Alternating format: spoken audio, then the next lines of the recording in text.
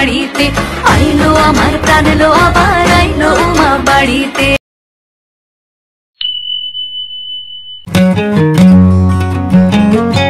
Hello guys, তোমাদের বলেছিলাম যে ষষ্ঠীর ভিডিও পার্ট 2 নিয়ে খুব তাড়াতাড়ি আসছে। তো ষষ্ঠীর ভিডিও পার্ট 2 নিয়ে চলে এসেছি।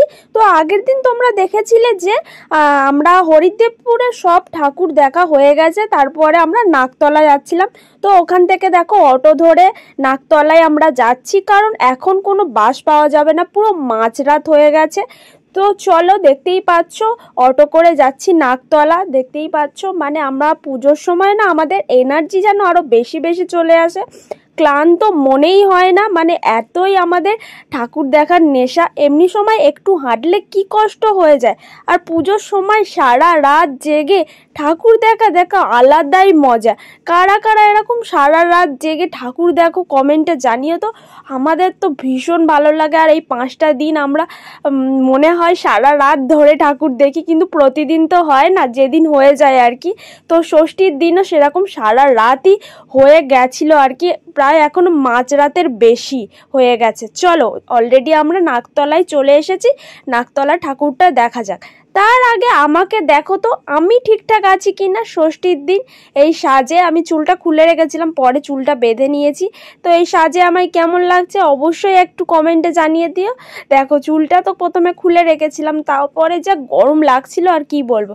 চলো, দেখতেই পাচ্ছ আমরা থিম দেখতে চলে এসেছি নাকতলার। এখানে থিমটা কি করা হয়েছে জানো?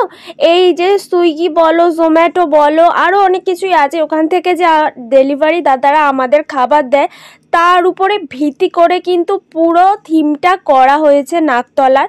আর অসাধারণভাবে তুলে ধরেছে, যারা বোঝার তারা তো বুঝতে পারবেই। দেখো আমি প্রতিটা জিনিস একদম মানে খুব সুন্দরভাবে দেখছিলাম যে কতটা নিখুঁতভাবে কাজটা করা হয়েছে। আর যারা বুঝতে পারবে তো তারা, যারা দেখেছো নাকতলার থিমটা তারা বুঝতে পারবে, গেলেই জিনিসগুলো যে বুঝতে পারবে যে কিভাবে কি করা হয়েছে। দেখো ক্যামেরায় তো অতটা তুলে ধরা যায় না, বাট গিয়ে যদি দেখা যায় যে কিভাবে কি থিমটা করা হয়েছে, অসাধারণ করেছে, অসাধারণ। আর এখানে দেখো মায়ের হাতে হাঁড়ি ভর্তি ভাত ফুটছে, আর এখানে যে ভাতটা ফুটছে না, পুরো মনে হচ্ছে অরিজিনালি ভাতটা ফুটছে। মানে কত নিখুঁত করে কাজটা করতে হয়েছে, কত কষ্ট করে কাজটা মানে থিমটা তৈরি করতে হয়েছে, মানে জাস্ট মুগ্ধ হয়ে যাওয়ার মতন। আর কি পরিমাণ ভিড় হয়েছে কি বলবো, একটা জিনিস যে দাঁড়িয়ে দেখবো কিন্তু সেটা দেখার সুযোগ পাচ্ছি না, এতটা ভিড় হয়েছে। দেখো এখানে বলছিলাম না যে ভাতটা মায়ের হাতে ফুটছে, দেখতে পাচ্ছ একদম অরিজিনালি মনে হচ্ছে, মানে প্রতিটা জিনিস মানে খুব সুন্দর করে তুলে ধরেছে। আর মানে এত ভিড় ঠেলে যে আমরা একটা এত সুন্দর থিম দেখতে পাবো সত্যি ভাবিনি, খুব সুন্দর হয়েছে, এক কথায় অপূর্ব, অসাধারণ, দারুণ লেগেছে। তারপরে ওখান থেকে বেরিয়ে চলে এলাম আমাদের গড়িয়াহাটের নবদুর্গা দেখতে। এখানে নবদুর্গা মানে মায়ের 9টি রূপ করা হয়, আর সত্যি মানে অসাধারণ। এটা হলো 2024-এর ষষ্ঠীর দিনের ভিডিও। তো এতদিন পরে ছাড়ছি তোমাদের, কেন সবই বলেছি। তো চলো মায়ের 9টা রূপ তোমাদের একবার দেখিয়ে দিই।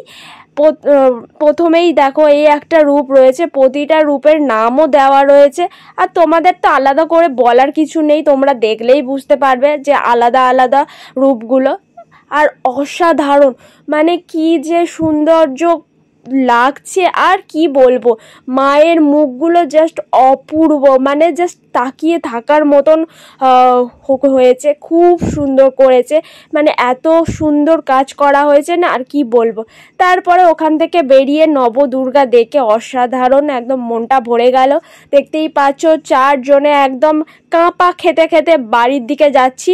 চলো বাড়ি যাওয়া যাক, অনেক ক্লান্ত। এই যে বাড়ি ফিরছি আমরা এখন।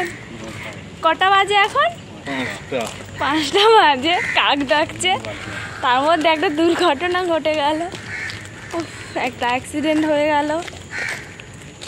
কি জোরে ভয় পেয়েছেন, আমি অন্য মনস্ক ছিলাম, আর এত জোরে আওয়াজটা হয়েছে, ঘুমের ঘোরে ছিল বাবা, সব খেয়ে পেয়ে ও বাবা। সবাই বাড়ি চলিস, ভোর হয়ে গেছে, ইনি এখানে বসে আছে, সারা রাত ধরে পাহারা দিচ্ছিল। আমরা আসতে দরজাটা খুলে দিল। আর দেখো ভোর হয়ে গেছে কিন্তু এখন, দেখতে পাচ্ছ? দেখো আর একটু পরেই সকাল হয়ে যাবে। আর ইনি এখানে পাহারাদার আমাদের। চলো টাটা। দেখো আমরা ষষ্ঠীর দিন ঠাকুর দেখতে বেরিয়ে আর সপ্তমীর দিন সকালে ফিরছি। ভাবতে পারছো কতক্ষণ ধরে ঠাকুর দেখেছি। সো ভিডিওটা ভালো লাগলে লাইক কমেন্ট শেয়ার আর অবশ্যই সাবস্ক্রাইব করো আমার চ্যানেলটাকে। আর পরের সপ্তমীর ভিডিও নিয়ে খুব তাড়াতাড়ি আসছি। বাই।